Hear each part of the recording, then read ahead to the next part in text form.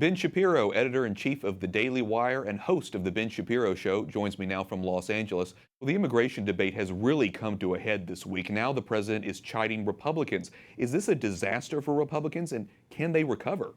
I'm not sure that it's a disaster for Republicans simply because there's been gridlock on immigration for essentially as long as I've been alive. So I don't think that anything materially has changed, but it does look like confusion when the party that is in charge of Congress is arguing with itself when the president is sort of undercutting the various proposals that are being put forth. First, the president said he supported both the Goodlatte proposal and the sort of compromise proposal. And then he said that he didn't think that anybody should bother passing either of them. And if you're a member of Congress, you're always kind of stepping on eggshells around the president with regard to this stuff. Because if you vote for a bill that he endorsed 5 minutes ago, he may unendorse it 5 minutes later and then rip you.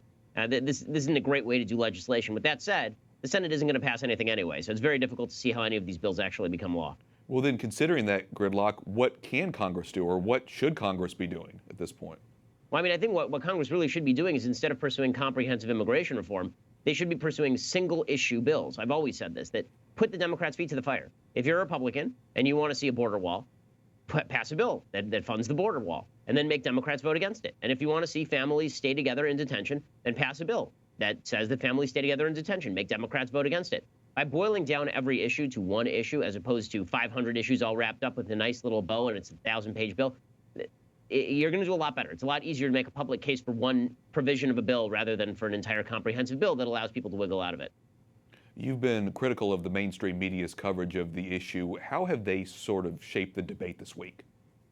I mean, they've just been lying nonstop, frankly. I mean, the mainstream media's suggestion that President Trump is forcibly removing children from parents because he has an animus against illegal immigrant children is just idiotic. The operation of law since 2016, there's a Ninth Circuit Court of Appeals decision in which they stated that if you arrest parents for illegal immigration, you cannot keep the children in custody with them. It is that simple. President Trump has a zero-tolerance policy on illegal immigration. That means by natural operation of law, kids cannot be kept together with parents. That 2016 Court of Appeals decision was based on actions by the Obama administration to keep families together in custody. The Court of Appeals thought that was inhumane. So what we've heard from the left now is that it's inhumane to separate kids from parents. And now we've heard from the left that it's inhumane if President Trump wants to reunite kids with their parents in custody. So the only possible solution offered by the left is just release all these people, reinstate catch and release. Well, that ends in 4 out of 10 illegal immigrants who are caught and released just disappearing into American society more broadly. So none of this makes any sense, and it obviously is a bit of a setup. Well, for Catholics and for people of faith, immigration ties into the wider pro-life issue and, of course, the value of every human life.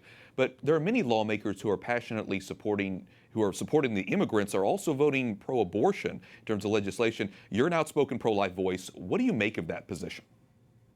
I mean, I always find it bizarre when folks on the left complain about people on the right not caring enough about children when they are perfectly fine with killing a baby up until the point that it exits the vaginal canal. That's always very weird to me.